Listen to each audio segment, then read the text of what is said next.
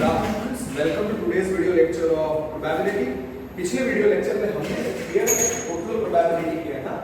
आज उसी का यूज करके बेस थ्योरम हम आगे सीखेंगे। नेक्स्ट कांसेप्ट ऑफ एक्सरसाइज 13.3 और थियरम ऑफ टोटल प्रोबेबिलिटी के बेस पे मैंने एग्जांपल नंबर 15 और फर्स्ट क्वेश्चन ऑफ एक्सरसाइज 13.3 बता दिया था। तो आज हम बेस थ्योरम करेंगे। उसके लिए लिखो late b1 b2 mutually exclusive B2 mutually exclusive and exhaustive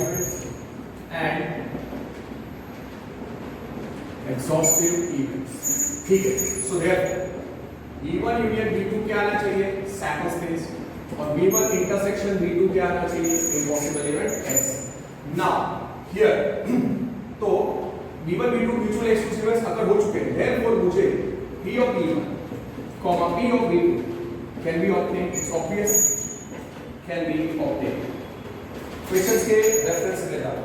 Let event A occur with respect B1, B. That is A depends on A. Event A depends on B1, B2. दोनों पे वो depend करता है। तो definitely P of A given B1, P of A given B2 can be obtained, yes or no? तो theorem on total probability क्या कहता है? Theorem on total probability कहता है therefore by theorem of total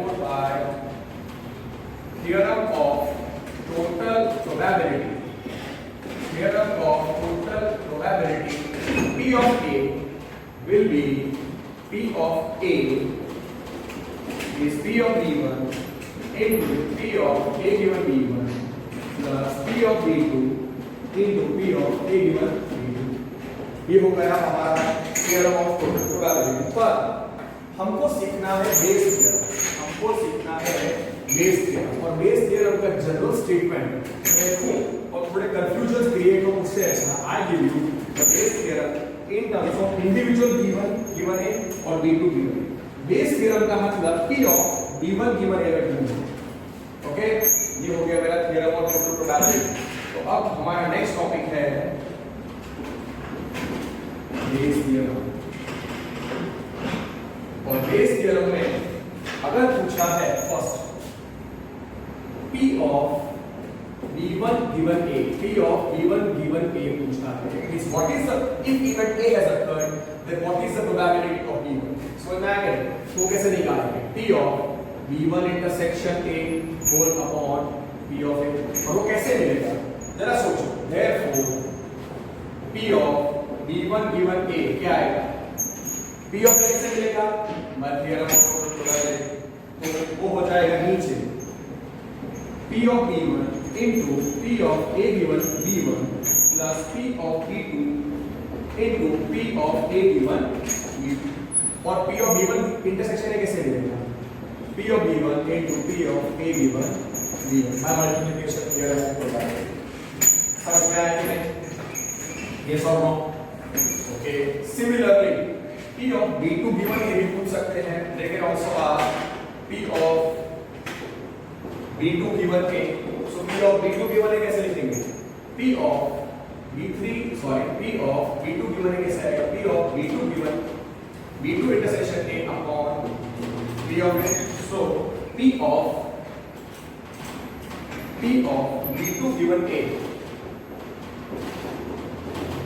ये ऊपर कैसे मिलेगा? P of B2 intersection A कैसे मिलेगा? P of B2 into P of A given B2 multiplication theorem of probability. और नीचे P of A कैसे मिलेगा? By Bayes theorem. नहीं, बेस थ्योरम, ये बेस थ्योरम है। P of A मिलेगा by theorem of total probability. Okay, same logic can be extended to when B1 B2 B3 are mutually exclusive and exhaustive। So that way we can do it। Am I clear? This is our theory for base theorem। और इसमें note करके याद रखिएगा कि suppose जो B1 और B2 थे जो म्यूचुअल एक्सक्लूसिव और एग्जॉस्टिव इवेंट्स थे उसको हाइपोथेसिस बोलते हैं। B1, B2 are hypothesis.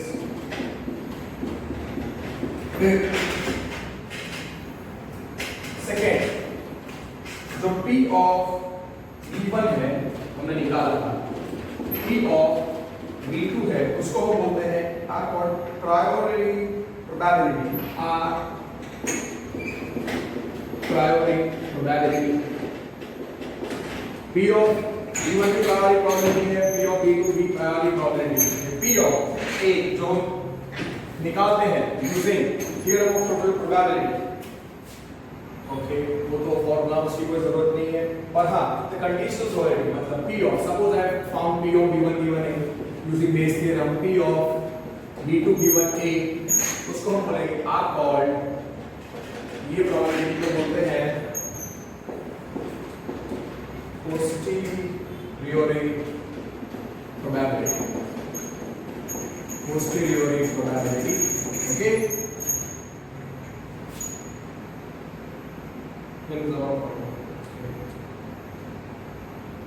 Okay right, ये आपको याद रखना है कि म्यूचुअली एक्सक्लूसिव और एग्जॉस्टिव इवेंट्स कौन से V1 और V2, उसको हाइपोथेसिस बोलते हैं, P of V1 P of V2 को प्रायोरी प्रोबेबिलिटी बोलते हैं, और P of V1 given है, P of V2 given है, तो हम बोलेंगे posterior probability. Okay okay okay okay right right right. अब क्या करते हैं, ये आपको कब समझ में आएगा जब मैं इसके क्वेश्चंस करूंगा, और इसके क्वेश्चंस काफी अच्छे हैं.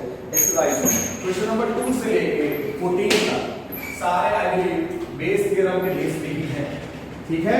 तो अब let us start of with the exercise 13.3 का question number, exercise 13.3 question number 2. Okay, what is given 13.3 question number 2. A bag contains 4 red balls and 4 black balls, मतलब दो बैग्स हैं. तो फर्स्ट बैग के अंदर 8 balls हैं, which is 4 red plus 4 black. फिर second bag के अंदर 2 red 6 मतलब 8 balls हैं, 2 red plus 6 black. ओके, उसके बाद क्या है, one of the 2 bags is selected. कोई भी एक बैग को सिलेक्ट करें, one of the 2 bags is selected and a ball is selected from the bag. मतलब या तो पहला बैग सिलेक्ट करो या सेकंड बैग सिलेक्ट करो, मतलब one of the 2 bags, one bag is selected, one of 2 bags is selected and a ball is selected from the selected bag. ठीक है, ये एक्टिविटी हो रही है, किसी भी एक बैग को सिलेक्ट करो और उसमें से एक बॉल को सिलेक्ट करो, और सिलेक्टेड बॉल यहाँ पे क्या हुआ है, selected ball is found to be red, selected ball is found to be red. Exam में ये बोल चलेगा, मतलब कोई भी एक बैग को सिलेक्ट किया और उसमें से एक बॉल को सिलेक्ट किया, और सिलेक्टेड बॉल क्या मिला, सिलेक्टेड बॉल हमको मिला रेड. तो पूछ रहा है वो सिलेक्टेड बॉल तो पहले बैग में से हो सकता था, सेकंड बैग में से हो सकता है. उन्होंने पूछा है कि अगर सिलेक्टेड बॉल रेड आया तो व्हाट इज द प्रोबेबिलिटी कि वो फर्स्ट बैग में से आए. तो उसके लिए पहले मैं क्या डिफाइन करता हूं, ध्यान से रखो. V1 is first bag is selected, V2 में रखता हूं second bag is selected.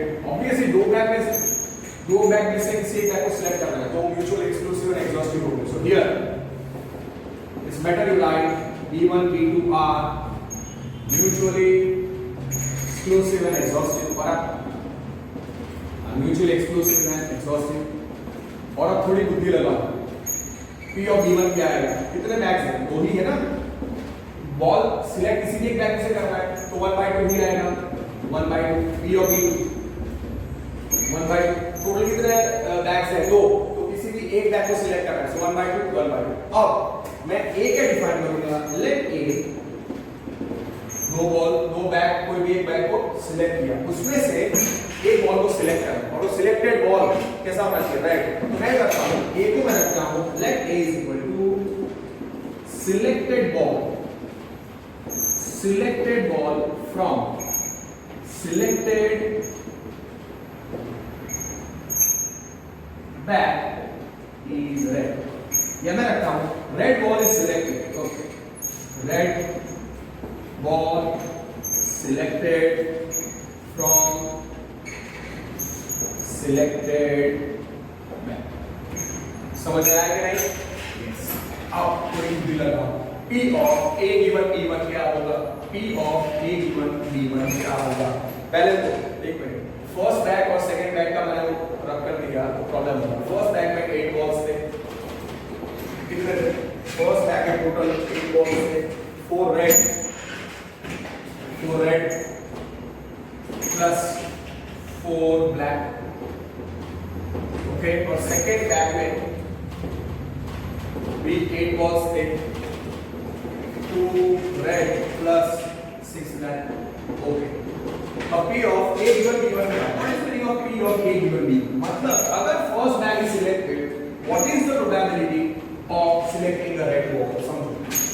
Therefore, P of A given B1 मतलब P of red ball selected, red ball is selected, given that first bag is selected.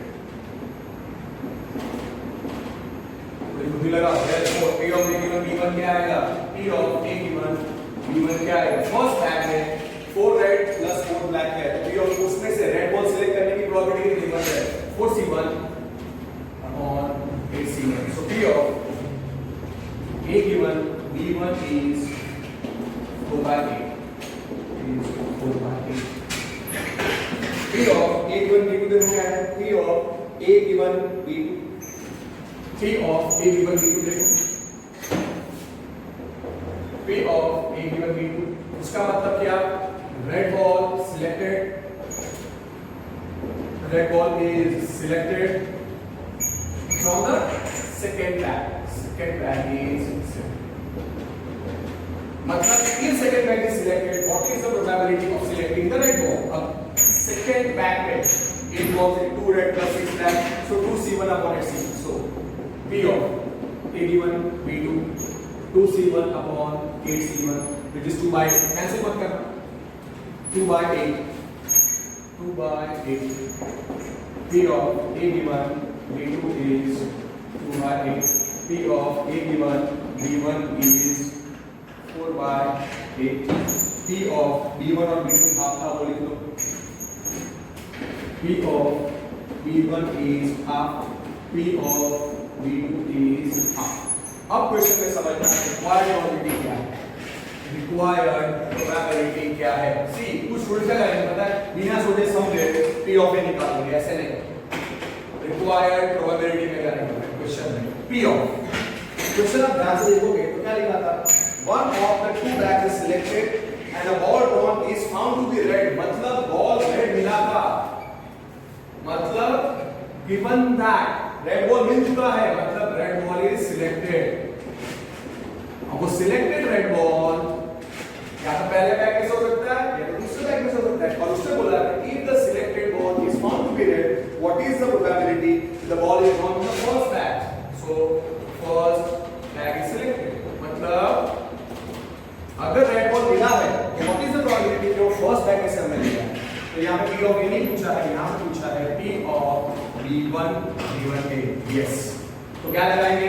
This theorem P of B1 given A कैसे लिखेंगे? P of B1 intersection A upon P of A, और P of B1 intersection A कैसे लिखेंगे? P of B1 into P of A given B1 whole upon B of B1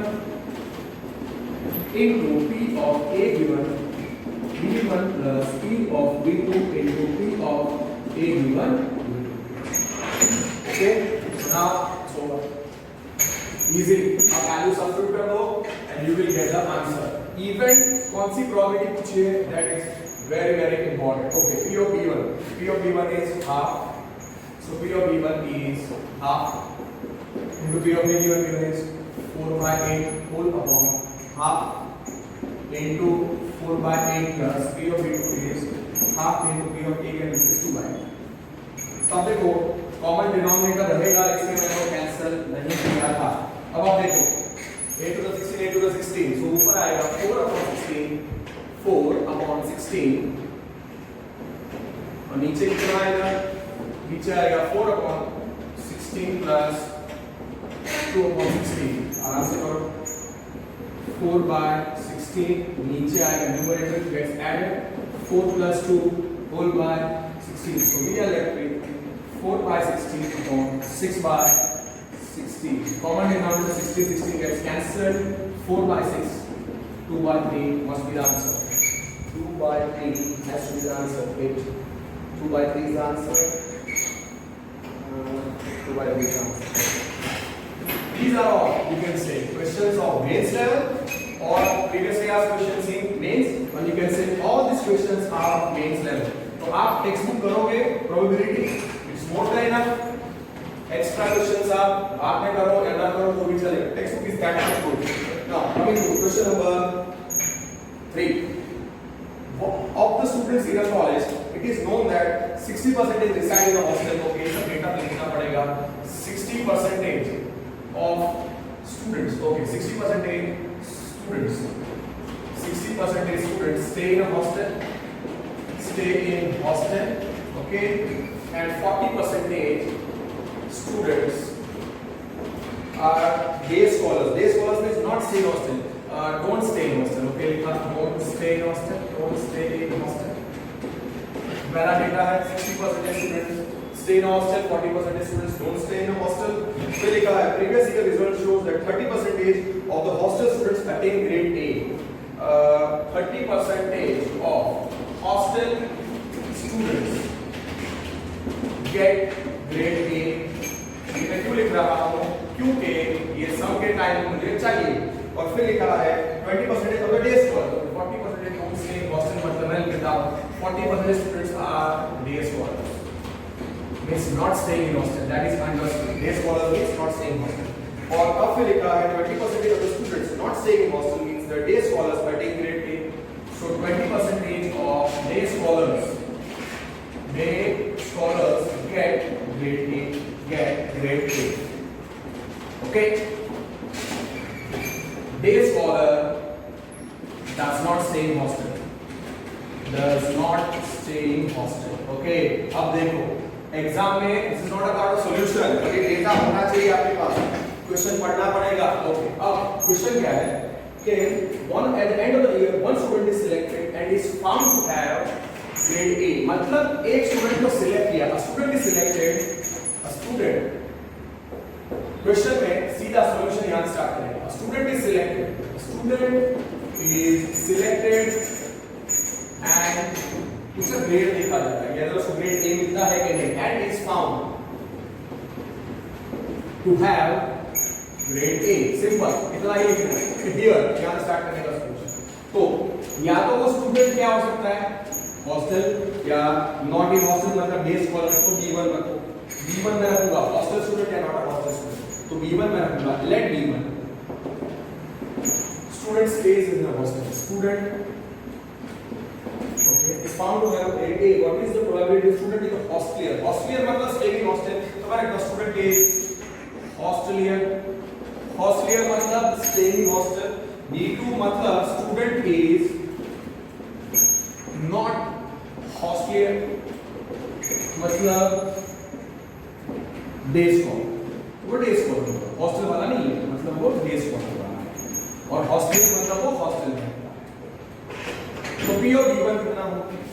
B1, B2 मतलब hostel में रह सकता है या तो हॉस्टल में नहीं रह सकता, और कोई ऑप्शन नहीं है. तो B1 B2 क्या है? Here B1 B2 are mutually exclusive and exhaustive. Exam में ये स्टेटमेंट वाले को तो भी चलेगा. अब आप देखो कितने परसेंटेज लोग हॉस्टल में रहते थे? 60%. तो P of B1 obviously 60/100. P of B2 day scholar मतलब हॉस्टलियर, मतलब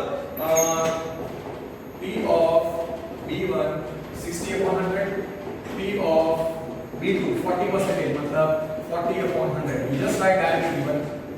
Okay. और यहाँ पे मैं कैंसिल करता हूँ क्योंकि 3/5 2/5 सेम डिनोमिनेटर आता है, इसलिए मैं कैंसिल करता हूँ. 3/5 P of B2 2/5. अगर कैंसिलेशन में सेम डिनोमिनेटर नहीं आएगा तो prefer not to cancel. Okay, now let A is equal to, अब मतलब one student is selected, तो या तो हॉस्टल होगा या तो not hostel, and is found to have grade A. तो मैं कैपिटल A क्या रखता हूँ? जो स्टूडेंट को मैं सिलेक्ट किया area has got grade A. So selected student gets grade A, तो P of A given B1 क्या होगा? P of A given B1 क्या होगा? A given B1 का मतलब वो हॉस्टल स्टूडेंट है और उसको ग्रेड A मिला, therefore P of A given B1 का मतलब क्या? ग्रेड A मिला, स्टूडेंट को ग्रेड A मिला, अगर that student gets grade A और वो कैसा है? हॉस्टलियर। तो कितने हॉस्टल वालों को ग्रेड A मिला था? 30%। So P of A B1 is 30 by 100 is 30 upon 100. तो वो कितना हो जाएगा? B by 10. So P of A B1 is B by 10. Okay? Okay? और हाँ आप बोल सकते हो B1 इधर ऐसा है B1. Here P of A B1 is B by 10. P of A B2 का मतलब क्या होगा? नॉट हॉस्टल वाला नहीं है और फिर भी ग्रेड ए मिला। Similarly P of A B1 B2 मतलब स्टूडेंट को ग्रेड ए मिला। Okay, grade A to student is I hope this clear. Grade A student gets grade A and is a student is a hostel का थोड़ा लिखने की जरूरत नहीं है। So grade A student gets a grade A and is not hosteller, मतलब वो day scholar है। तो कितने डे स्कॉलर को ग्रेड ए मिलता है? कितने नॉट हॉस्टल मतलब डे स्कॉलर को ग्रेड ए मिलता है? टेक्स्ट बुक में क्वेश्चन में दिया है 20%, तो 2500। इसलिए मैंने वो डेटा लिखा था। एग्जाम में आपको वो डेटा नहीं लिखना है, वो डेटा मतलब करना पड़ेगा, वो क्वेश्चन में से आपको लिखना है। सो P of A given B2 यहां पे भी कैंसिल कर सकते हो 2/10। P of A given B1 कितना था? 3/10। P of B1 कितना था? 60% है 3/5 और P of B2 कितना था? 2/5। अब सिलेक्टेड स्टूडेंट को ग्रेड ए मिला था। What is the probability? Required चीज क्या है? रिक्वायर्ड प्रोबेबिलिटी बहुत शांति से करें। P of student is found to have grade A. What is the probability that the student is a hostlier? मतलब student gets grade A. Student gets grade A. अगर उसको grade A मिला है, तो वो student hostel वाला हो सकता है या not hostel वाला। तो उसने पूछा है if the student is found to have grade A, what is the probability the student is a hostlier? So hostlier student is hostlier मतलब हॉस्टल वाला है, मतलब पूछा है P of B1 given A, वो कैसे मिलेगा? P of B1 intersection A upon P of A, and you just substitute the values, you will get the answer. शांति से लिखो P of B1 intersection A कितना आएगा? B1 into P of B1 A given B1 ऊपर कितना आएगा? P of B1 into P of A given B1 plus P of B2 into P of A given B2.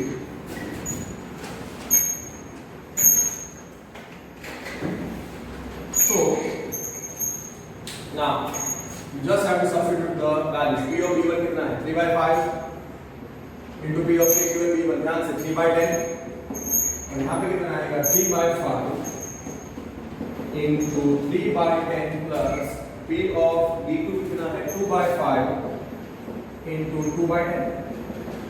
Okay, and then calculate. शांति से करो, same denominator रहेगा, that's why. Don't cancel all this. 9/50 यहाँ पे कितना आएगा? 9/50 यहाँ पे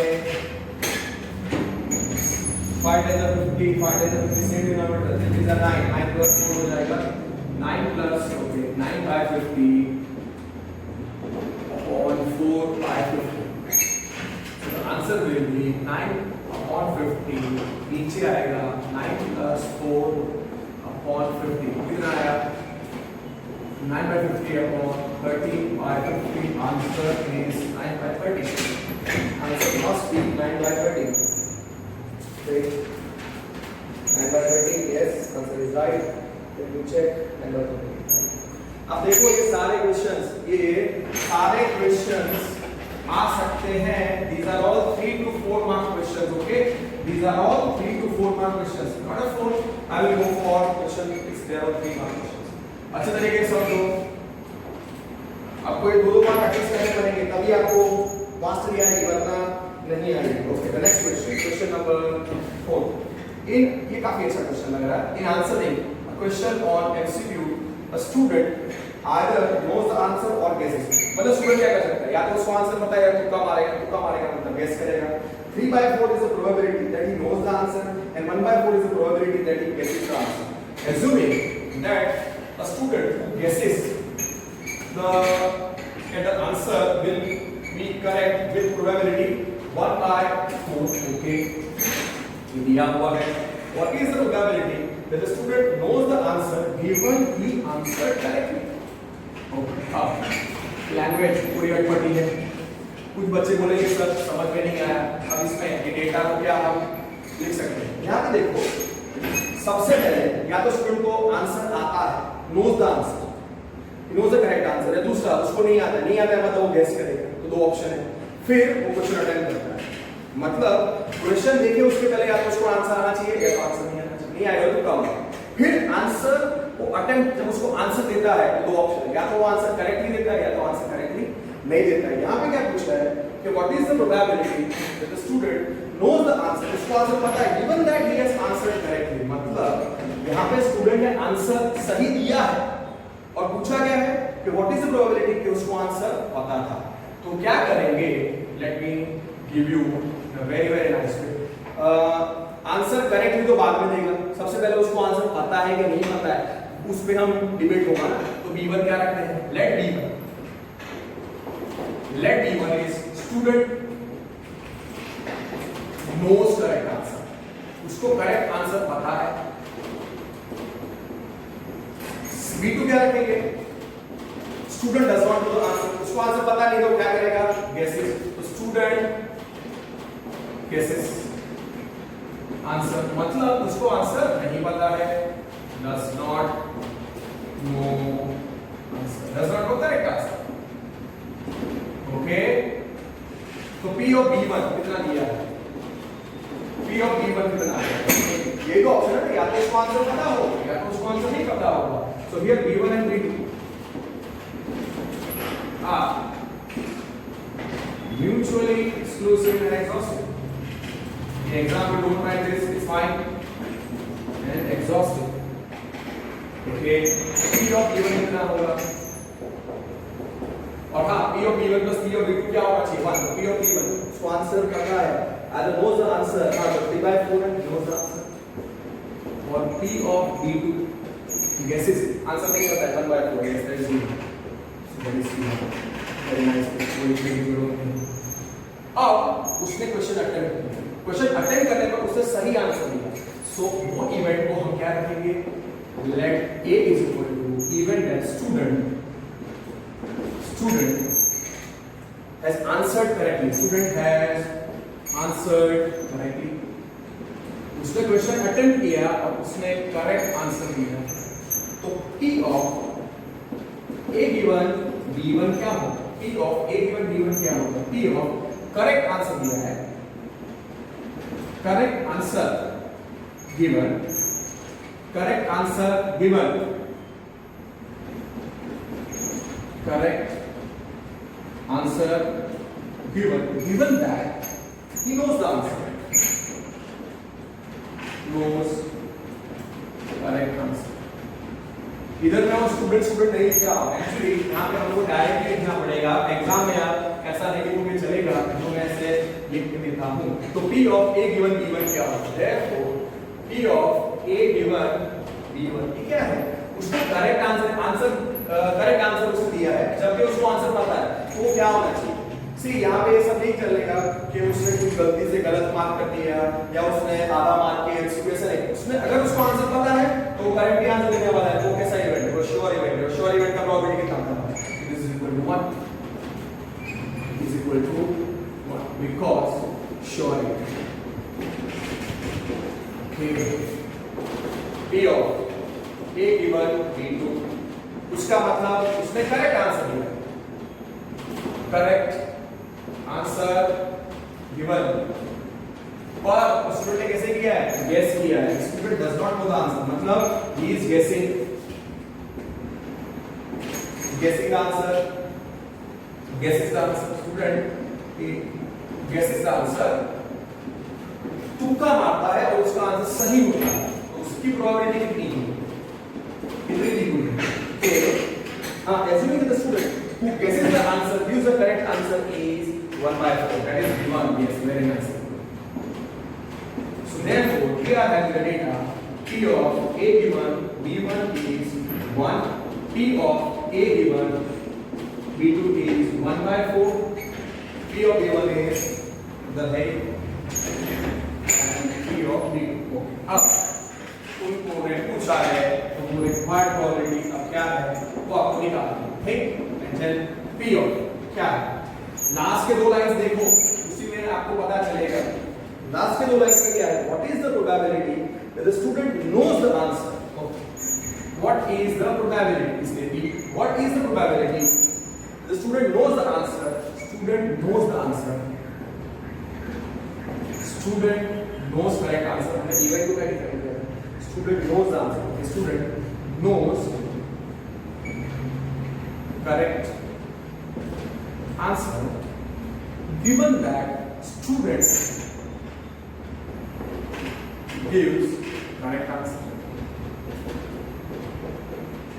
इसने correct answer दिया तो what is the probability कि उसको पता था, so P of knows the correct answer क्या है, B1 and he has given the correct answer वो क्या है, A, so P of B1 intersection A upon P of second, और given that मतलब conditional probability टाइप हो गया, और इसका हम सॉल्यूशन कैसे निकालेंगे, यूजिंग बेस थ्योरम, और बेस थ्योरम का आंसर कैसे मिलेगा, using multiplication theorem of probability and theorem of probability, अगर जैसे वो भूल गया लिखना चाहिए था P of B1 into P of A given B1 whole upon P of B1 into P of A given B1 plus P of B2 into P of A given B2, P of B1 कितना है, 3/4, P of A given B1 sure event था 1, so 3/4 into 1 plus 1/4 into 1/4 था, उसको दिया था तो ये हो जाएगा 3/4, अब शांति से 3/4 प्लस 1/16 सॉल्व करो, वहाँ पे है 3/4, नीचे 16 है, 4 4 7, so 12 plus 1 whole by 16, so we are left with 3/4 और नीचे है 4 3 13/16, कॉमन डिनोमिनेटर नहीं है दोनों का, शांति से सॉल्व करो, कितना आएगा 3/4 और यहाँ पे है 13/16, so 4 1 4 4 4 3 12, so 12/13, मतलब 13 में से, मतलब अगर उसने आंसर सही दिया है तो उसको सही पता होने की प्रोबेबिलिटी कितनी है, 13/12, और करेक्ट आंसर देने की प्रोबेबिलिटी तुक्का मारने से 1/13 होगी, तो छोड़ो 12/13 is answer, 12/13 is the answer, yes, 12/13 is the answer. Moving on to the next question, question number 5.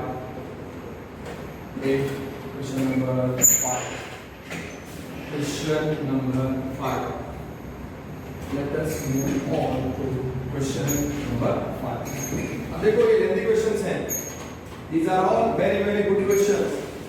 अगर आपको बेसिक्स नहीं आएंगे तो ये सारे क्वेश्चंस आप खुद सॉल्व नहीं कर पाओगे, ओके, बेसिक्स आपको आने चाहिए और अच्छे तरीके से आपको आने चाहिए, okay, now okay, let me do 7 and 8 question. What I will do is that I will go for those questions which are relatively easy, जो आप आराम से कर सकते हो, 7 बचा है, 8 7 8 9 is that personally there is 7 8 9 and 11. So first let me go with question number 7. Question number 7 easy वाले करते हैं, fill out. An insurance company insured 2,000 scooters. Okay. 4,000 car drivers. Question number 7. An insurance company insured. So total vehicles कितने हैं? Total vehicles हैं 2,000 scooters plus 4,000 12,000 vehicles. 12,000 vehicles हैं हमारे पास और उसमें 2,000 scooters हैं. 2,000 scooters plus 4,000. एक minute 12,000 insurance company insured 2,000. Okay, 12,000 drivers हैं और उसमें से 2,000 स्कूटर वाले हैं. ओके 12,000 vehicles हैं और उनके ड्राइवर्स. अंडरस्टूड ना? 12,000 vehicles only. ओके और उसमें स्कूटर ड्राइवर्स मतलब 2,000 स्कूटर्स आप कह सकते हो. 2,000 scooter drivers. Okay scooter drivers plus 4,000. Okay पहले पूरा समझ लेते हैं. An insurance company insured 2,000 scooter drivers, 4,000 car drivers and 6,000 truck drivers. मतलब इंश्योरेंस कंपनी ने ये टोटल 12,000 ड्राइवर्स का इंश्योरेंस निकाला और उनका एक्सीडेंट होगा उसकी प्रोबेबिलिटीज दी है 0.01. स्कूटर ड्राइवर्स का एक्सीडेंट होने का प्रोबेबिलिटी 0.01 है. कार ड्राइवर्स का एक्सीडेंट होने की प्रोबेबिलिटी 0.03 है और ट्रक ड्राइवर्स का एक्सीडेंट होने की प्रोबेबिलिटी 0.15 है. One of the insured persons meets with an accident. मतलब कोई भी एक ड्राइवर का एक्सीडेंट होता है. What is the probability to a scooter driver? Okay. तो question number 7 relatively easy. Total कितने ड्राइवर्स हैं? 12,000 ड्राइवर्स हैं. उसमें स्कूटर वाले कितने वो समझ जाने. 2,000 स्कूटर वाले ड्राइवर्स प्लस 4,000 कार वाले ड्राइवर्स प्लस 6,000 ट्रक वाले drivers. Understood? Okay okay. A person is insured and अब कंपनी क्या करती है? हर एक ड्राइवर का इंश्योरेंस करती है और फिर एक insured person gets in an accident. So a person is insured and then a person is insured and person meets accident. मतलब उसका एक्सीडेंट हुआ. पर्सन का एक्सीडेंट हुआ. तो अब जरा ध्यान से देखो बहुत इजी आएगा. तो B1 में क्या रखता हूं? वो ड्राइवर होना चाहिए स्कूटर का. तो मैं लूंगा scooter driver is insured. B2 में क्या रखूंगा? Car driver is insured. B3 में रखूंगा ट्रक ड्राइवर इज इंश्योर्ड. तो P ऑफ B1 क्या है? P of B1 क्या आएगा? 2,000 C1 upon 12,000 C1 मतलब 2,000 upon 2,000 C1 upon 12,000 C1 कोई भी एक है इसलिए 2,000 upon 12,000 2,000 upon 12,000 which is 2 by 12. So P of B1 आया 2 by 12. कैंसिल कर सकते हो. वो वन कैंसिल करना 1 by 6 से 1 कॉमन डिनोमिनेटर चाहिए. P of B2 क्या आएगा? 4,000 का ड्राइवर में से कोई भी एक 4,000 C1 upon 12,000 C1 आप 4,000 upon 12,000 लिख सकते हो. 4,000 upon 12,000 that comes out to be 4 by 12. So P of B2 आपको मिल गया और 6,000 का ड्राइवर है. तो P of B2 is 4 by 12. P of B2 is 4 by 12. P of B3 क्या आएगा? Truck drivers insured. कितने हैं truck drivers? 6,000. So 6,000 C1 upon 12,000 C1 कितना आएगा? 6,000 upon 12,000. सेम डिनोमिनेटर रखना है इसके में 6 by 12 रखना है 1 by 2 नहीं रखना. So P of B3 is 6 by 12. याद रखना 2 by 12 4 by 12. अब वो insured driver makes with an accident वो हम रखेंगे event A. Insured person let A is equal to insured driver. कोई भी एक ड्राइवर तो है means accident तो P of A given B1 का मतलब क्या? P of A given B1 का मतलब क्या? एक्सीडेंट हुआ और वो कैसे वाला होना चाहिए, स्कूटर वाला ड्राइवर होना चाहिए। तो एक्सीडेंट अकर्स और वो स्कूटर ड्राइवर है, इसलिए मैं लिख देता हूं स्कूटर ड्राइवर है, एक scooter. So P of A given B1 कितना होगा, व्हाट इज द प्रोबेबिलिटी कि स्कूटर वाले ड्राइवर का एक्सीडेंट होता है 0.01 सो P of A given B1 ये आएगा 1/100। Similarly P of A given B2 निकालो, P of A given B3 भी निकालो। चलो P of A given B2 क्या होगा कि person meets an accident, driver meets an accident, और वो कैसा है, स्कूटर के बाद मेरे ख्याल से car driver. So P of A given B2 कितना होगा, कितनों की प्रोबेबिलिटी है कि कार ड्राइवर वालों का एक्सीडेंट होता है 0.03 लिख देने का given is better than right given. ये सॉल्व उसको सॉल्व करो, 3/100 है, 3/100 therefore P of A given B2 is 3/100। फिर P of A given B3 क्या, P of A given B3 क्या होगा, P of driver insured driver meets an accident, तो accident focus पे, और वो कैसा होना चाहिए, B3 क्या था, वो ट्रक ड्राइवर है, हमें ट्रक लिख रहा हूं, बड़े-बड़े स्टेटमेंट में लिखेंगे कि driver meets an accident, truck driver accident, understood right. So P of A given B3 कितना है, the probability is 0.15, yes 0.15, that is also given। so P of A given B3 कितना आएगा 15/100। okay now you are having all the data। so P of A given B1, P of A given B2, P of A given B3 बोले तो P of A given B1 कितना था, P of A given B1 था 1/100, P of A given B3 था 3/100, P of A given B3 is 15/100, P of B1 is P of B1 था 2000/12,000 so 2/12, P of B2 था 4000/6,000 so 4/12। सी अगर ये data आपके पास गलत है तो आपका आंसर नहीं आएगा, और अगर आप कैंसिल करोगे तो ऐसे वे में आप टाइम वेस्ट करोगे तो आपका ज्यादा टाइम लगेगा। रिक्वायर्ड प्रोबेबिलिटी ऑफ लास्ट के दो लाइन देखना, one of the insured person meets an accident, so insured driver meets accident, focus आप एक्सीडेंट हो गए तो भी चलेगा, meets an accident, what is the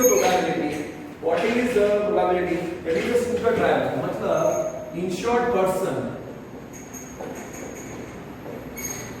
या okay scooter driver is insured, ऐसा रखना ना या insured person is scooter driver, okay insured person is scooter driver.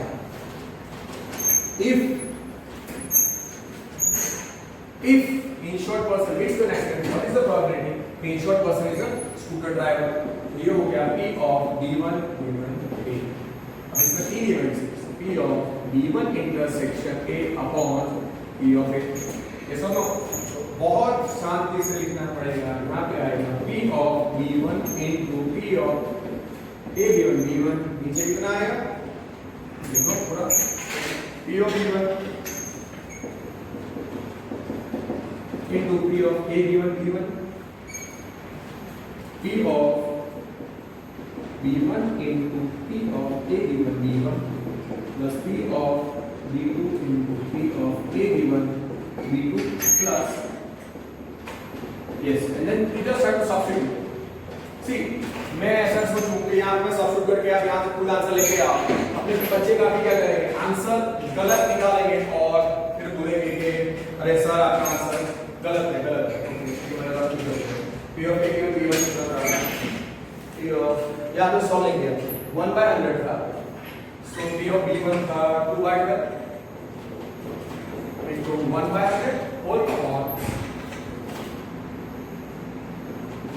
2/12 into 1/100 plus फिर था कितना था P of A का कितना था P of A into B2 3/100 no P of B2 4/12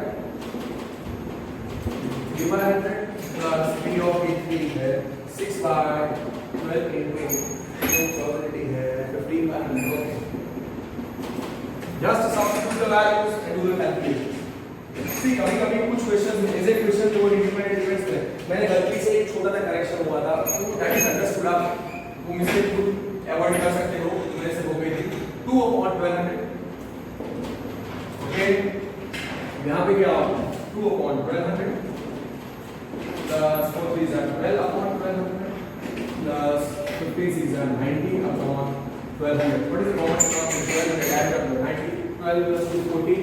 14 plus 90 54.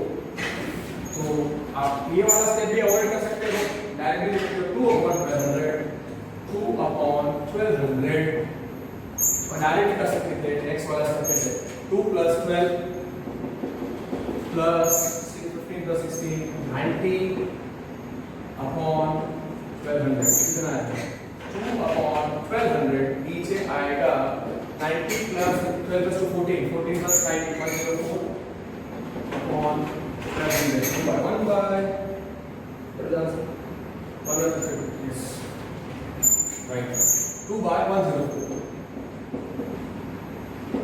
so 1 by okay.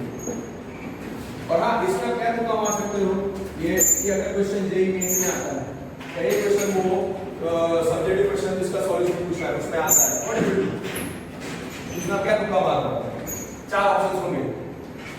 C probability में you can not, maths में आप तुक्का नहीं मार पाओगे, आपको पता नहीं चलेगा कि आंसर है. मेंस में या किसी भी 1 मार्क्स का बोर्ड और दूसरी आपको सॉल्व करना ही पड़ेगा. इसलिए मैं आपको बोलता हूं रोज करो, फिनिश करो, don't be lazy. Question number 7 के बाद क्वेश्चन नंबर 8 में आता है, नंबर रिलेटिवली इजी है. Question number 8. Okay, let us go. Question number 8. A factory has two machines A and B. Past record shows that machine A produces 60%. Okay. Machine A, मैं पहले data लिख देता हूँ. Machine A produces 60% and machine B produces 40% of items. मतलब जो product है दो machine है, मशीन ए या मशीन बी, तो मशीन ए 60% ऑफ प्रोडक्शन करता है, machine B 40% of the production करता है. फिर further 2% of the items produced, 2% of the products produced by machine A are defective and 1% produced by machine B were defective. मतलब machine A, पहला data है machine A produces 60% and machine B produces 40% of products, और कितना है 2% of machine A defective. Okay, 2% machine 2% of products of machine A are defective, ये आपको समझना है. और 1% of products of machine B are defective. अब ये एग्जाम में आपको नहीं लिखना है, ये डेटा है जो दिया हुआ है, मैं लिखना है. अब क्या पूछा उसने, all these items in a stock part and then one item is chosen at random from this and is found to be defective. मतलब मशीन ए 60% ऑफ प्रोडक्शन करता है, मशीन बी 40% ऑफ प्रोडक्शन करता है. Machine ए के total production में से 2% defective होते हैं और 1% of products of machine B are defective. सारे प्रोडक्ट्स को स्टॉक में रखा और एक प्रोडक्ट को सिलेक्ट किया और वो प्रोडक्ट डिफेक्टिव पाया. The selected product is found to be defective. What is the probability that it was produced by machine B?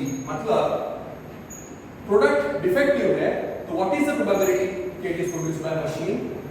तो उसके लिए क्या करेंगे, let B1 क्या होना चाहिए product is produced by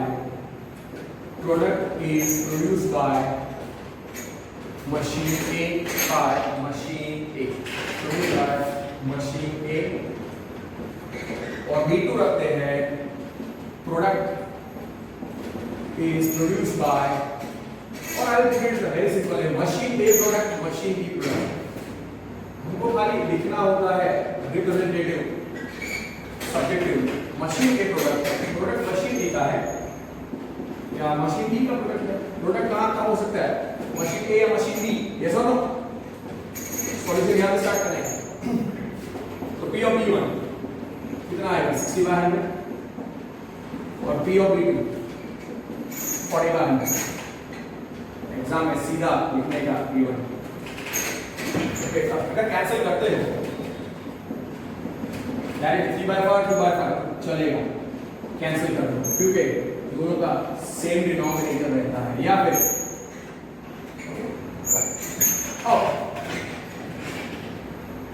जो प्रोडक्ट है वो डिफेक्टिव पाया है, तो लेट ए क्या होगा, let A product is defective product या defective product is found, defective product is found, a product is defective product is found to be defective, a defective product is found। तो P of A given B1 का मतलब क्या है कि वो product defective है, defective तो product है पर वो मशीन A का प्रोड्यूस है, वो मशीन A प्रोडक्ट है, मशीन A प्रोडक्ट उसमें भी डिफेक्टिव कितना था 2%, तो कितना आएगा 2/100।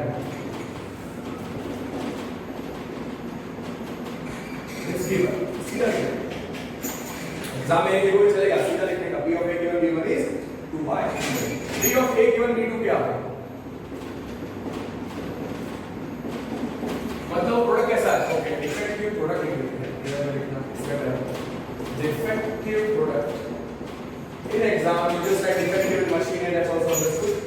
product is defective मतलब वो defective product है पर produced by machine B, so machine B product है।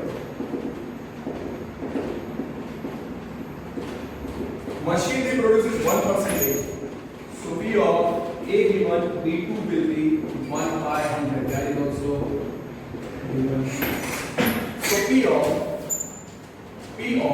A given B1, P of A given B2, everything data you have। so P of B1 कितना आया था 3/5, P of B2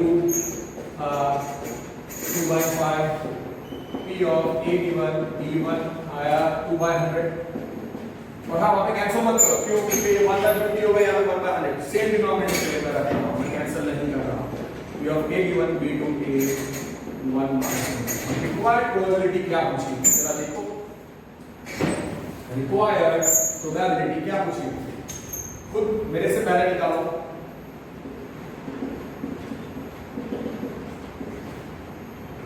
लास्ट दो line से focus होना चाहिए।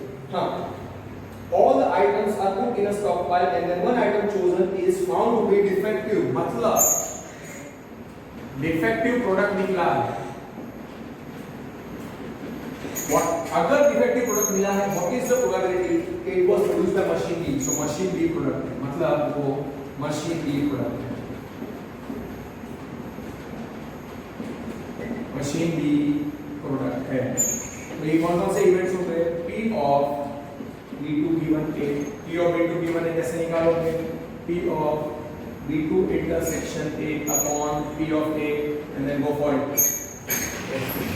So that's why all these questions are for, if someone asks me, these are all typical 3-mark questions। P of B1 P of B2 निकालो आधा mark, P of A B2 P of A B2 निकालो उसका आधा mark. कुछ schools में ये 2 mark के लिए भी पूछ सकते हैं, lengthy question. So P of, but ideally I believe it's a 3-mark question।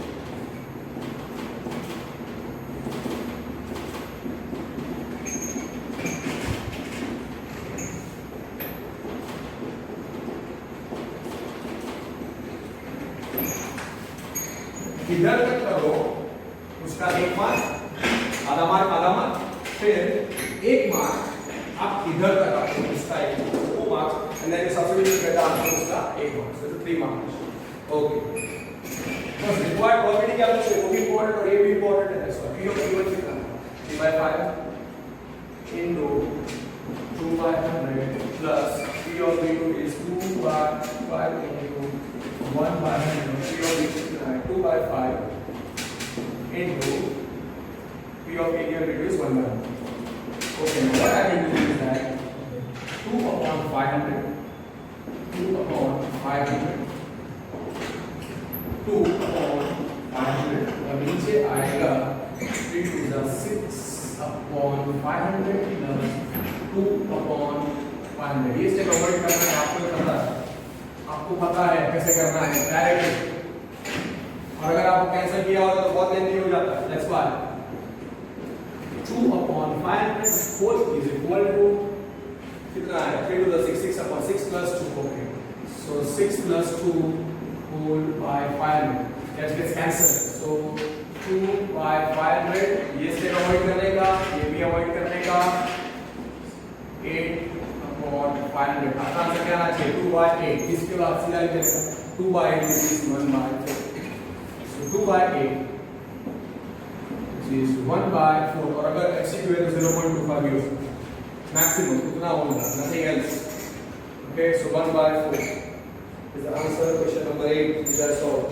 question number 8, 1/4 is the answer। yes, 1/4 is the right answer। let us go with question number 9। question number 9 मेरे से पहले करो, try to get the answer before me, try to get the answer before I solve। चलो जल्दी से। okay, so question number 9 करते हैं। question number 9 है two groups are competing for the position of a board of directors। मतलब दो group है, first group second group, और the probability के first and the second group will win is 0.6 and 0.4। further अगर if the first group wins, the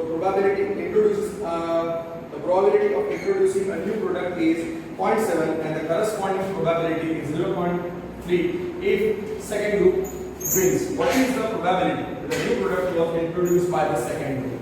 okay, दो group हैं, first group और second group, वो लोग लड़ रहे हैं, they are fighting for you can say board of directors.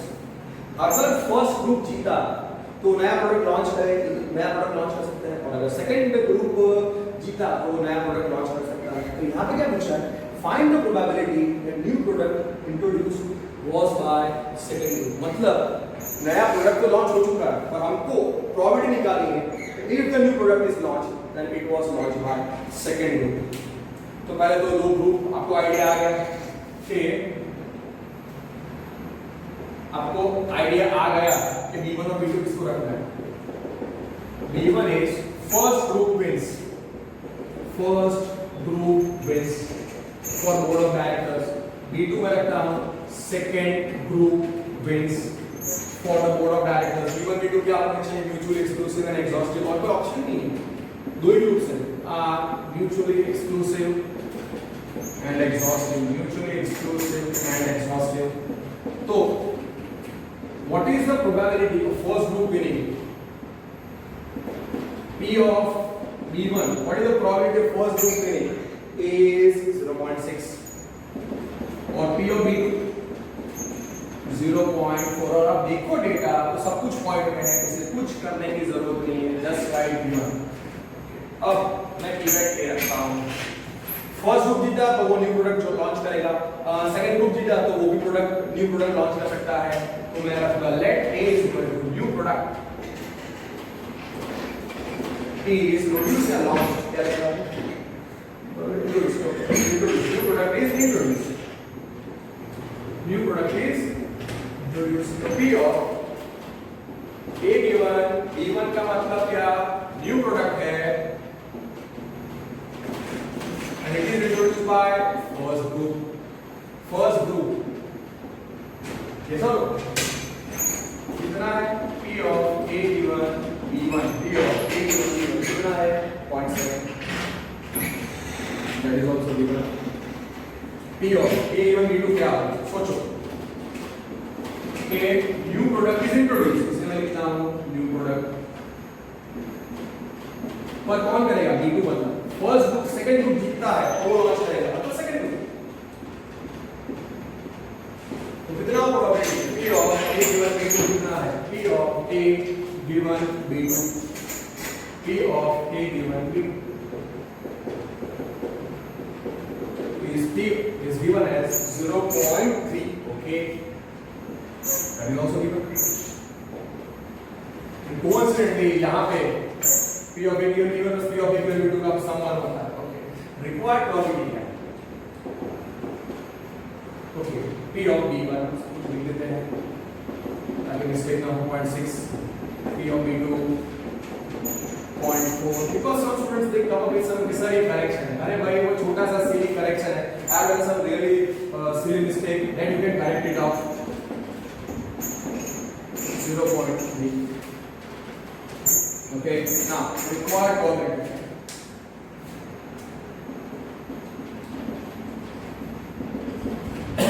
P of, okay, find the probability that the new product introduced was by second group. New product introduced हो चुका है, तो new product आ चुका है, new product is introduced, but if the new product is introduced, find the probability that the new product introduced is by first group or second group.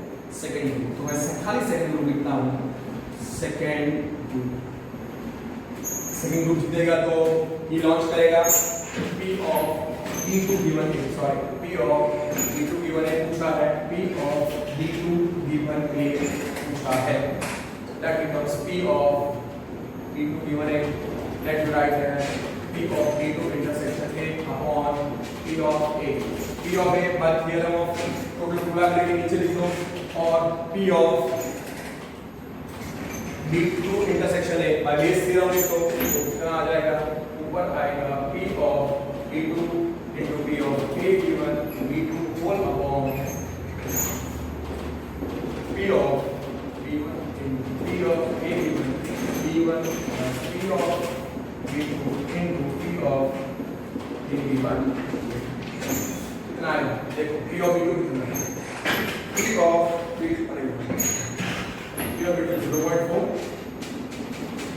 into P of A given B2 is 0.3 और नीचे है 0.6 into 0.7 plus 0.4 into 0.3 कितना आएगा, अब यहाँ पर 0.12 upon add करके खत्म करो। See, these are all कैसे very nice questions. 0.4 into 0.3, 0.12 whole upon 0.4 plus 0.12, so 0.12 upon 0.54.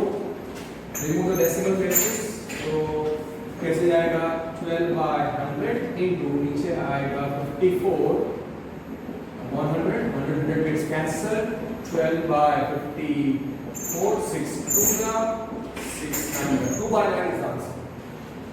Okay, what I said, why a 3-mark question, P of B1 P of B2 निकालो half mark, P of A given B1 P of A given B2 निकालो half mark, so 1 mark, and required probability क्या है, वो required probability क्या है, वो यहाँ तक लिखो, उसका आधा मार्क, right till here, उसका आधा mark, 2 marks, and then you substitute together.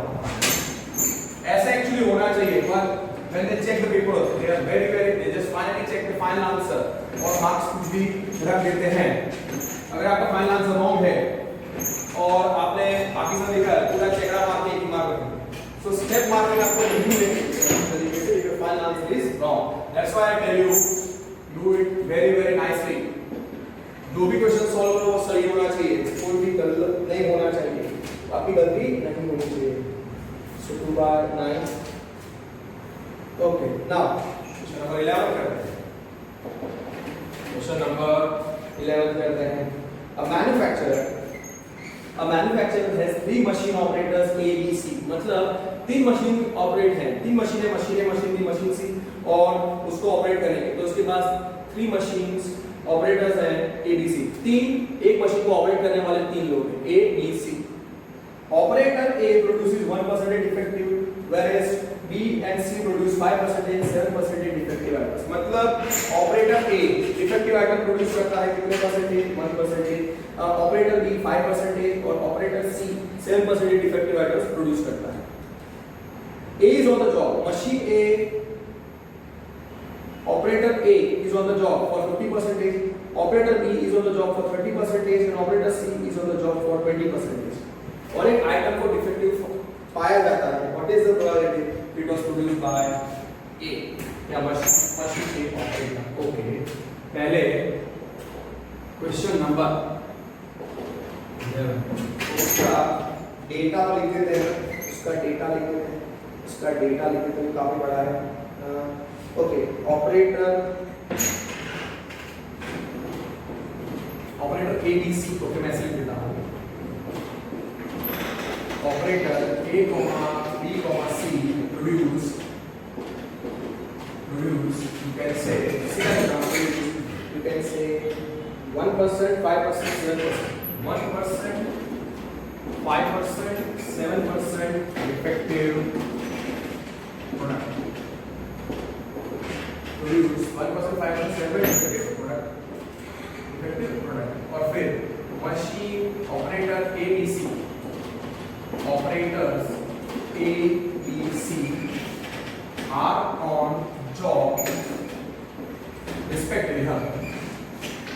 Operator ABC produce respectively 1%, 5%, 7% defective products and are on job respectively for 50%, फिर है 30% और 20%. कितनी बार था 30, 20. This is the data जो दिया हुआ है. एग्जाम में आपको ये नहीं लिखना है, बहुत लंबा चौड़ा करने की बजाय मैंने सिंपल वे में इंट्रोड्यूस कर दिया. अब क्या हो रहा है यहाँ पे, तीन machine operator, machine A operator, एक मशीन को ऑपरेट करने वाले operator A, operator B, operator C. तो मैं करूंगा operator A is on the job, operator B is on the job, operator C is on the job. बराबर है, वो मेरा B1 B2 B3 हो जाएगा. फिर मैं रखूंगा इवेंट ए, रखूंगा कि प्रोडक्ट इज डिफेक्टिव. तो समझो, let B1 is operator A is on the job, operator A is on job. मतलब मशीन को पहले ABC ऑपरेट करते हैं. तो मशीन ABC को ऑपरेट करने वाले तीन लोग, ऑपरेटर ABC और ABC जॉब पे रहते हैं 50%, 30%, 20% रिस्पेक्टिवली. अब वो ऑपरेटर मशीन को ऑपरेट करते हैं और एक आइटम को, प्रोडक्ट को प्रोड्यूस करते हैं और वो प्रोडक्ट एरो डिफेक्टिव हो सकता है, एरो डिफेक्टिव नहीं हो सकता. तो ये लोग बोल रहे हैं कि वो प्रोडक्ट डिफेक्टिव पाया जा सकता है. तो what is the probability if the product is defective it was produced bye operator. Okay, और हां ऑपरेटर ABC प्रोड्यूस करते हैं 1%, 5%, 7% डिफेक्टिव प्रोडक्ट्स. तो B1 क्या रखेंगे, operator A is on the job. B2 क्या रखूंगा मैं, operator B is on job. B3 क्या रखूंगा मैं, operator C is on the job, is on job. ऐसे डबल कोट्स आप कर देना. तो P ऑफ नहीं here B1 B2 B3 machine को ऑपरेट करने वाले ये तीन लोग ही हैं और ऐसा ये तीनों साथ में काम नहीं करते. So they are mutually exclusive and exhaustive. Are mutually exclusive and exhaustive. It's better if you write this way. Mutually exclusive and exhaustive. तो P of B1 क्या है, 50%. P of B2 कितना है, 30%. और P of C3 कितना है, yes 20%. और वो नेगेटिव उड़ा दो. So P of B1 50/100, P of B2 30% time को करता है 30/100 और P of B3 is 20% operating, so 20/100. That is given. समझ सकते हो सीधा. सम का सॉल्यूशन यहां से स्टार्ट होगा. P of B1 क्या होगा, 5/10. P of B2 क्या होगा, 3/10. पूरा कैंसिल नहीं करने का क्योंकि कॉमन डिनोमिनेटर नहीं रहता. P of B3 होगा 2/10. रिजल्ट नंबर 1 कर दो. 5/10, 3/10, 2/10. इवेंट ठीक है रखेंगे. Product is defective product.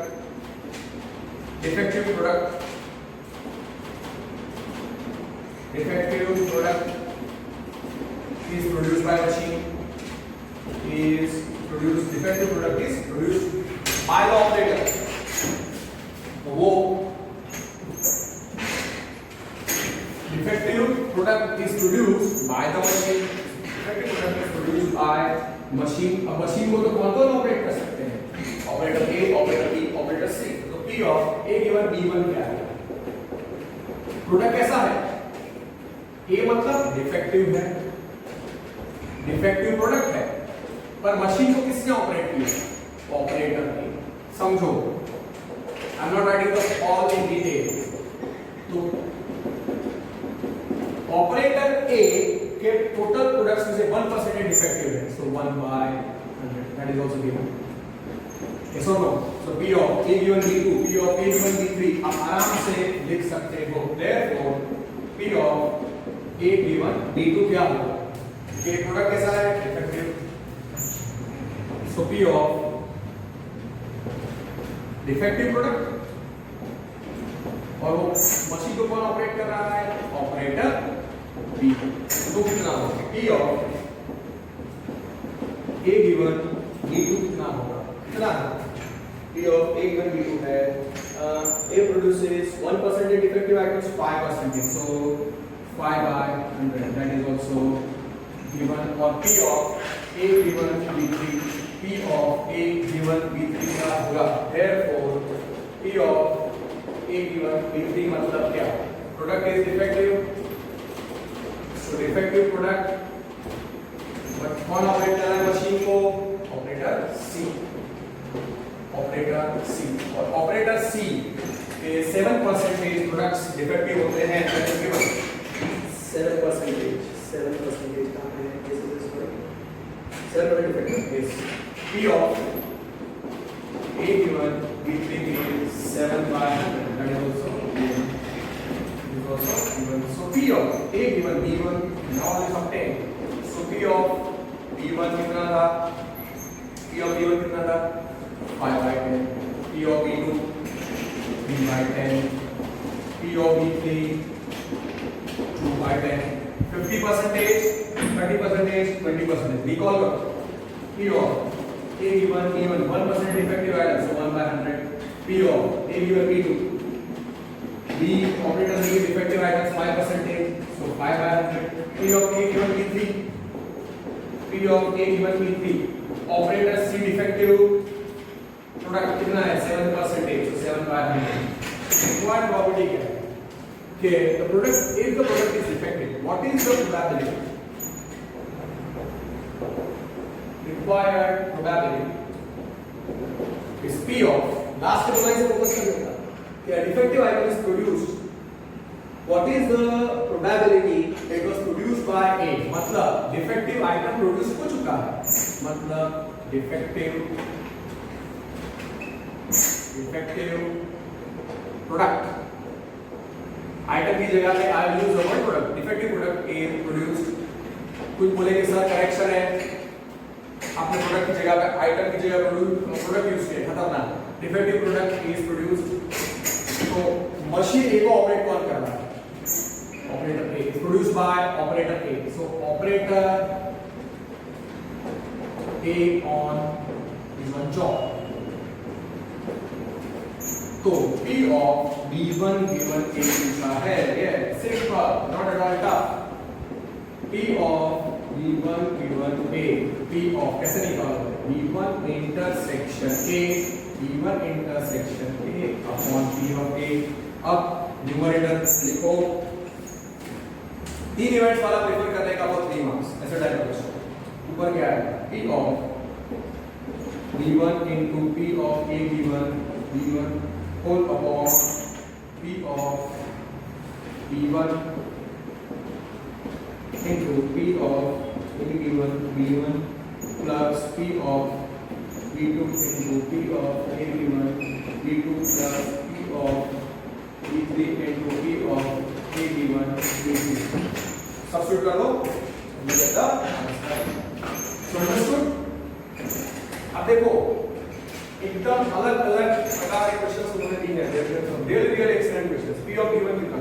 P of given था 5/10 into P of given B1 था 1/100,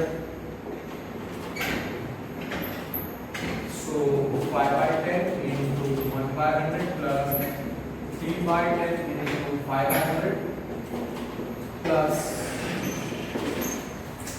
2 by 10 into 7 by 100. Finish it off. Finish off the calculations and you get the answer.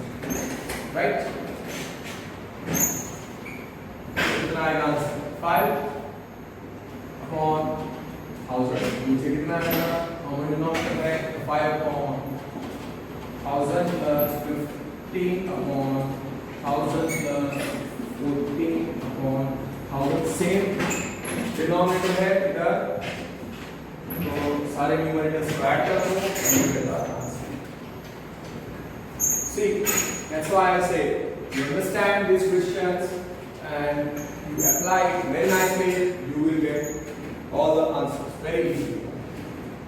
5 upon 1000, here is 5 upon 1000, और नीचे आएगा numerator सब add हो जाएंगे 5 plus 15 plus 14 upon 1000. Okay, so 5 by 1000 upon 15 plus 520 34 by 1000. Actually, the answer has to be 5 by 34. 5 by 34. Which is the question we did? 11. Yes, 5 by 34. अब देखो calculation अगर wrong है और अगर आपने फाइनल आंसर आपका रॉन्ग होगा तो टीचर रॉन्ग मार्क खाली 1 मार्क देगा. He or she, the person who is checking the paper will just put 1 mark or half mark, 3 mark question में. तो कोई चांसेस है नहीं करते, इसलिए ट्राई करने का कि आप सारा डिटेल में जो भी आप आंसर लिखते हो, जो भी आप क्वेश्चन आपको पक्का आता है वो आपका एग्जाम में सही हो, गलत ना हो. ओके, राइट और wrong. So we finish. So 1 minute.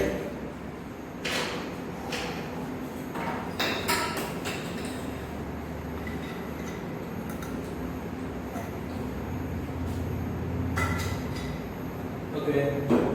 Now, let me do it. What all we can finish one more question and leave. Okay, you're done. Question number 11. So second, third, fourth, and then I did 7. I did 8, 9, and 11. 7 questions we have done. So question number 14 तो easy हो जाएगा. Okay, let me see which question I can do it. Okay, question number 10 भी अच्छा है, 12 भी अच्छा है. Okay. Okay, I will do question number 10. It's a very nice question. Question number 10.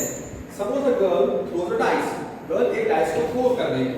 तो dice में roll करने पर क्या आ सकता है? 1, 2, 3, 4, 5, 6. अगर 5, 6 आया तो एक कॉइन को उछाल के 3 बार and note the number of it, और फिर वो कॉइन को उछाल के बाद नंबर ऑफ हेड्स काउंट करते हैं. उसके बाद अगर डाइस को रोल किया और 1 2 3 4 5 आया, सॉरी 1 2 3 4 आया, तो वो एक कॉइन को टॉस करती है और फाइंड करती है कि वेदर हेड है या टेल. अगर उसको हेड एग्जैक्टली एक बार मिला, if she gets head exactly once, what is the probability that she threw 1 2 3 और 4? कैसे सॉल्व करोगे? ओके, अब देखो सबसे पहले मैं क्या रखता हूं, girl throws dice. Girl throws dice. तो सैंपल स्पेस क्या है? डाइस को थ्रो करने का सैंपल स्पेस क्या है? 1 2 3 4 5 6. फिर अब देखो उसने क्या लिखा है क्वेश्चन में, if she gets 5 or 6, she is doing one activity, she tosses one 3 times, and if she gets 1 2 3 4, she tosses a coin once and notes whether head आया है या नहीं. तो क्या रखता हूं मैं, let B1 is gets 5 or 6 on the dice. Girl gets 5 or 6 on the dice. Girl gets 5 or 6. The dice shows 5 or 6. और B2 में रखता हूँ dice shows 1 2 3 4. Yes or no? तो B1 और B2 कैसे हो जाएंगे? म्यूचुअल एक्सक्लूसिव और एग्जॉस्टिव। देखो B1 कितना है? B1 हो जाएगा 5,6 और B2 हो जाएगा 1 2 3 4। तो B1 और B2 कैसे इवेंट्स हैं?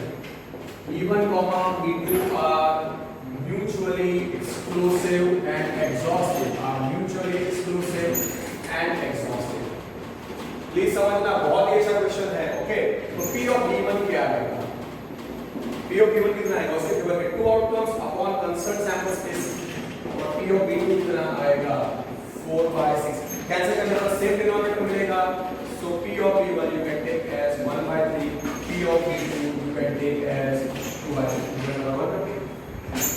अब आफ्टर मतलब गर्ल ने डाइस को थ्रो किया तो 1 2 3 4 5 6 आया। 5 6 आने पर कुछ और करती है, 1 2 3 4 आने पर वो कुछ और करती है। तो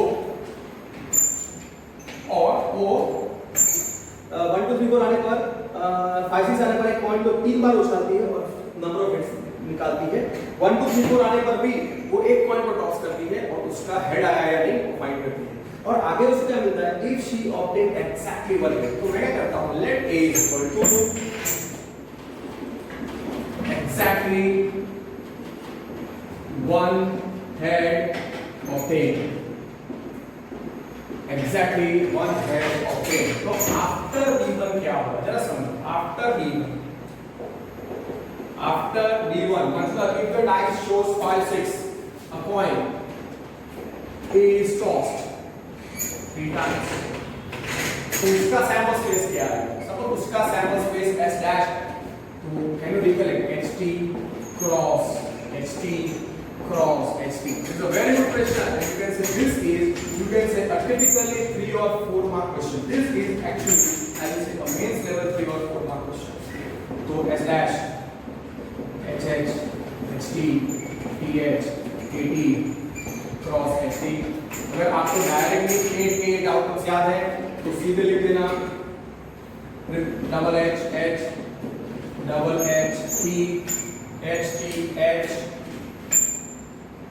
H T H H T T T H H T H T H H T H T T T H T T T। Okay, इसमें टोटल 8 आउटपुट्स हैं। What are the n of S dash? Then understood. Okay, that is understood. बोले कि ये तो बहुत lengthy हो जाएगा। तो P of A given B1 क्या? Exactly 1 head, exactly 1 head वाले आउटकम्स की वैल्यू लिखा है। Sorry, outcomes with exactly 1 head कौन सा है? कौन से हैं? तो 4 आउटकम्स कौन से हैं?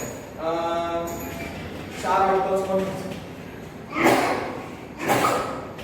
Outcomes with you can say,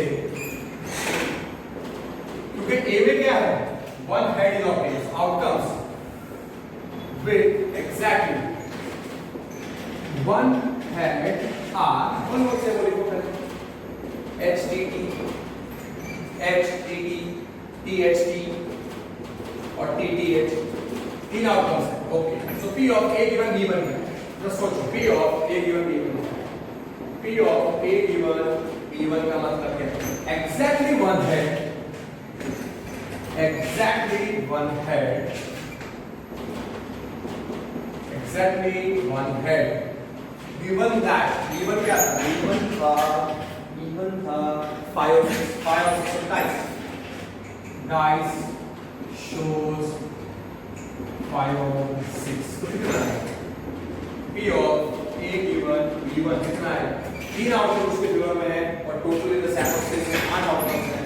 so 3/8। Yes or no? Okay, फिर after B2 a coin is tossed once, coin is tossed once, तो उसका सैंपल स्पेस क्या आ गया? S1 देखो, एक बार बटन उछालते हैं तो उसका सैंपल स्पेस मैंने लिखा S double dash which is, और S1 S2 भी चलेगा, S1 S2 भी चलेगा, और अभी मैं लिख दिया तो S डबल डैश नहीं S1 लिखा और ये S डैश है, S1 is HT। Okay, total 2 outcomes. और तो एग्जैक्टली वन हेड वाला तो एक ही आउटकम है. सो P of A given B2 is P of exactly one head. Given that dice shows 1 or 2 or 3, 1, 2, 3, 1, 2, 3, 1 or 2 or 1. इसका लिखा है 1, 2, 3 और 4. 1, 2 और 1, 2, 3 और 4. तो उसपे एग्जैक्टली एक हेड आने का probability, you know everything, you know what is the probability 1/2. So P of A given B2 कितना है 1/2. That's understood. Okay.